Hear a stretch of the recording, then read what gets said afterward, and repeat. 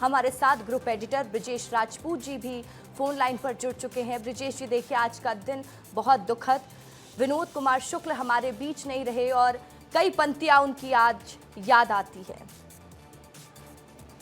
ऋषिका, निश्चित ही बहुत दुखद खबर है और ये वो खबर है जिसके लिए हम सब लोग बहुत दिन से तैयार भी थे, क्योंकि वो लंबे समय से एम्स में अपना इलाज करवा रहे थे और इस इलाज के दौरान उनकी तबीयत लगातार बिगड़ती जा रही थी। हालांकि उनकी उम्र काफ़ी ज़्यादा हो गई थी और एक पहचान दी है उन्होंने हिंदी साहित्य को, खासकर छत्तीसगढ़ को।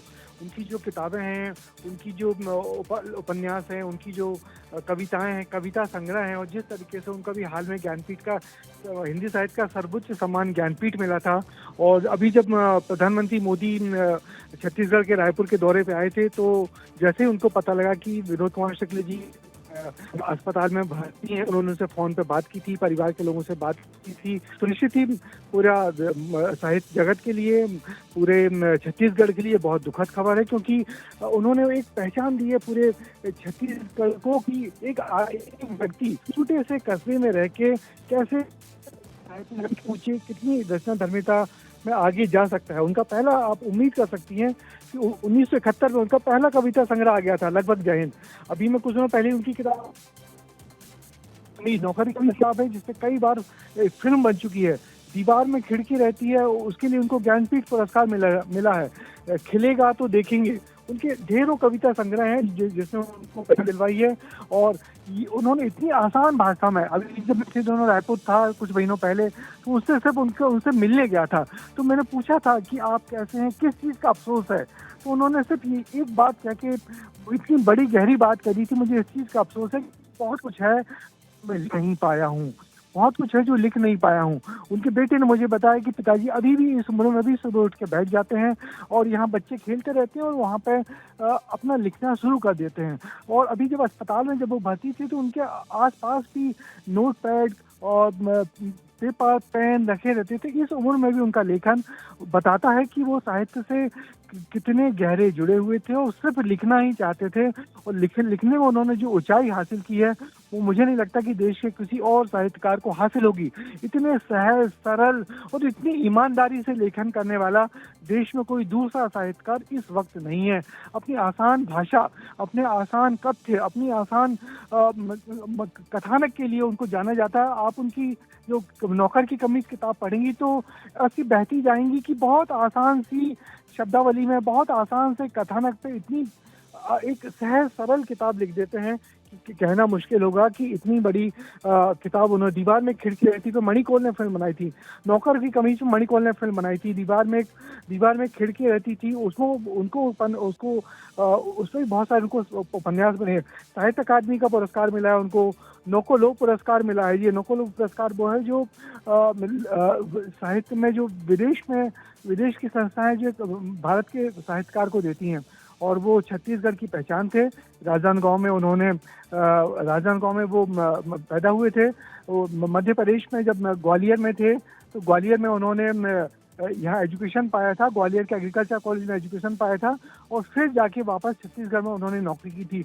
उनकी किताबें पढ़ते हुए लगता था हम पूरे छत्तीसगढ़ को जी रहे हैं। जब उनके बारे में कहा गया कि आपने बस्तर पे बहुत कम लिखा, आपने नक्सलाइट पे बहुत कम लिखा, तो उन्होंने कहा किसी साहित्यकार को ऐसे किसी दायरे में नहीं बांटना चाहिए। जो लिखा, जो कुछ भी कहा, और वो तमाम चीज़ें उन्होंने अपनी कही बातें, मगर निश्चित ही वो बहुत बड़े साहित्यकार थे। उनका निधन हम सब के लिए बहुत अपूर्णीय क्षति है, साहित्य के लिए, हम सब के लिए, हम छत्तीसगढ़ के लोगों के लिए, हम साहित्य प्रेमियों के लिए। अभी पिछले कुछ दिनों में वो इतने वायरल हो रहे थे इंस्टा पे, ट्विटर पे, उनकी दो दो लाइनें, उनके छोटे छोटे कथानक अद्भुत थे, और उसको लगता था कि कोई व्यक्ति कैसे इतना सरल लिख सकता है। तो जब उनके पास जाके आप उनसे मिलेंगे तो लगता है जो व्यक्ति इतना सरल रहता है वही इतना सरल लिख सकता है। तो उनकी लेखन में एक ईमानदारी थी और उनके लेखन में एक सरलता थी, जिसके लिए वो हमेशा जाने जाएंगे। और लंबे समय से बीमार थे और छत्तीसगढ़ सरकार पूरी कोशिश कर रही थी उनको अच्छे से अच्छा इलाज हो, मगर वो एम्स में भर्ती थे, मगर चूंकि उनकी उम्र इतनी ज़्यादा थी, 88 साल हो गए थे, तो अब वो उन्होंने अंतिम सांस ली है। मगर ये खबर हम सब साहित्य प्रेमियों के लिए, हम सब छत्तीसगढ़ वालों के लिए बहुत ही दुखद है। बिल्कुल, तो देखिए ये दुखद खबर है और जैसा कि ब्रजेश जी आपने बताया भी कि आप जब उनसे मुलाकात करने पहुंचे थे, उन्होंने अपनी कविता को लेकर बात रखी।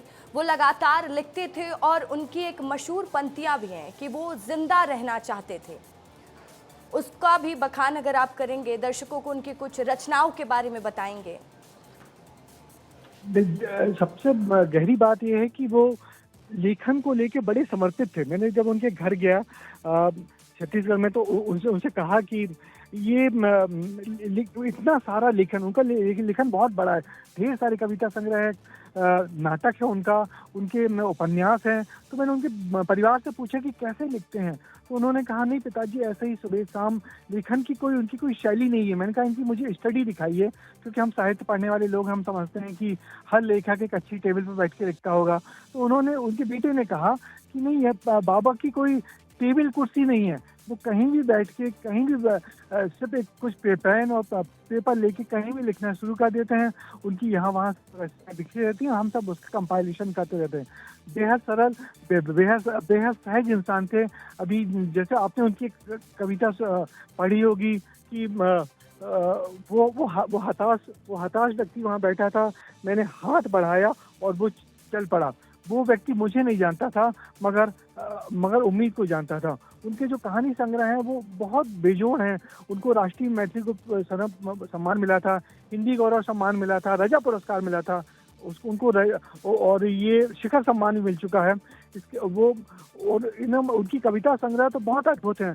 वह आदमी चला गया गरम कोट पहनकर, विचार की तरह। मैंने आप देखिए उनकी जो कविता संग्रह के नाम होते हैं वो बिल्कुल सबसे बेजोड़ होते हैं। सब कुछ होना बचा रहेगा, सब कुछ होना बचा रहेगा, ये भी बहुत उनका बेजोड़ कविता संग्रह है। अतिरिक्त नहीं कुछ, कविता से लंबी कविता, आकाश धरती को खटखटाता है, 50 कविताएं, कवि ने कहा, चुनी हुई कविताएं, प्रतिनिधि कविताएं।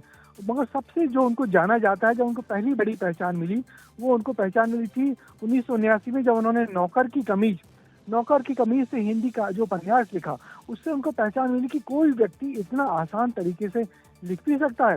और इस उपन्यास पे जो मणिकौल, जो उस वक्त एक आर्ट फिल्म का दौर चल रहा था, मणिकौल उस वक्त के बहुत बड़े फिल्मकार थे, मणिकौल ने फिल्म बनाई थी नौकर की कमीज पे। आगे चलकर खिलेगा तो देखेंगे, दीवार में खिड़की रहती थी, हरी घास की चिप्पड़ वाली झोपड़ी और बौना पहाड़। तो आप समझ सकते हैं कितने सारे उन्होंने लोक आख्यान, और सबसे बड़ी जो उनकी पहचान थी, जो जिस चीज के मैं उनको पढ़ता था, कि जो मध्यम वर्गीय जिंदगी है उसमें जो मनुष्य की जटिलताएं हैं, उसको इतने बेजोड़ तरीके से बुनते हुए आगे बढ़ते थे कि लगता था कोई व्यक्ति कैसे इतना सहज और सरल होके थे, और लगातार लिखते रहते थे। और यही उनकी सबसे बड़ी ताकत थी कि लिखना उन्होंने अपने अंतिम क्षणों तक, आखिरी सांस तक नहीं छोड़ा, लगातार लिखते रहे, खूब लिखा उन्होंने। और इस लेखन के दम पे राजनांदगांव को पहचान दिलाई, इस लेखन के दम पे उन्होंने पहचान दी। अभी पिछले दिनों में नरेश सक्सेना जी से मुलाकात की थी, तो उन्होंने बताया कि जब मैं ग्वालियर में पढ़ता था तो विनोद कुमार शुक्ल जी वहाँ पे पढ़ाते, वो वहाँ पे जो एग्रीकल्चर इंस्टीट्यूट था वहाँ पे पढ़ाते थे। जब वो मुझे देखते थे, मुझे खाना खिलाने अक्सर वहाँ ले जाते थे, और हमेशा मुझे बहुत प्यार देते थे। मैं उनको अपनी कविताएं दिखवाता था। तो कई ऐसे छोटे बड़े साहित्यकारों को उन्होंने परिचय दिया है, उनको बढ़ावा दिया है। तो इस प्रकार के एक बहुत बड़े साहित्यकार थे, जो बड़े वटवृक्ष होके लगातार लिखा, और सबको यही सलाह दी कि लगातार लिखते रहिए। और लिखने से वो अपने आसपास की जिंदगी पे इतना बेहतर लिखते थे कि लोग हैरान रह जाते थे कि कैसे इतना आसान, कैसे इतना सहज, कैसे इतनी जटिलताओं पे इतना आसान कोई कैसे लिख सकता है। मगर विनोद कुमार शुक्ल ने जो ऊंचाई पाई साहित्य में, वो अद्भुत है। और उनकी उस ऊंचाई को छूना किसी और साहित्यकार के लिए बहुत ही मुश्किल होगा। और आखिर के दिनों में उनको जो भारतीय साहित्य का सर्वोच्च पुरस्कार, जब ज्ञानपीठ सम्मान मिला, तो लोगों ने यही कहा कि बहुत देर कर दी ये सम्मान देते देते, मगर अधिकतर लोगों का यही कहना था कि वो सम्मान जब उनको मिला तो उस सम्मान से सम्मानित हुआ है, विनोद कुमार शुक्ल सम्मानित नहीं हुए। क्योंकि विनोद कुमार शुक्ल का कद इतना बड़ा था कि विनोद कुमार शुक्ल इस सबसे सारे सम्मानों से ऊपर थे। उन्होंने वो पहचान पाई जो किसी भी साहित्यकार का सपना होता है। मगर उनके लेखन में एक ऋषि का लेखन था कि एक छोटे से कस्बे में बैठ के छोटी छोटी बातों पे लिखना और वह बड़ी बड़ी गहरी बातों को लिखना। मेरे पास उनकी ढेर सारी कविताएं हैं, मगर मैं सुनाने बैठूंगा तो बहुत लंबा वक्त हो जाएगा। मगर असल बात यही है कि उन्होंने आम इंसान को इतने आसानी से छुआ है कि वो लंबे समय तक याद रहता है। जी रसिका, बहुत शुक्रिया आपका ये जानकारी देने के लिए भी कि विनोद कुमार शुक्ल जो कि सिर्फ एक नाम नहीं, छत्तीसगढ़ के साहित्यकार और साहित्य को उन्होंने एक अलग पहचान दी है।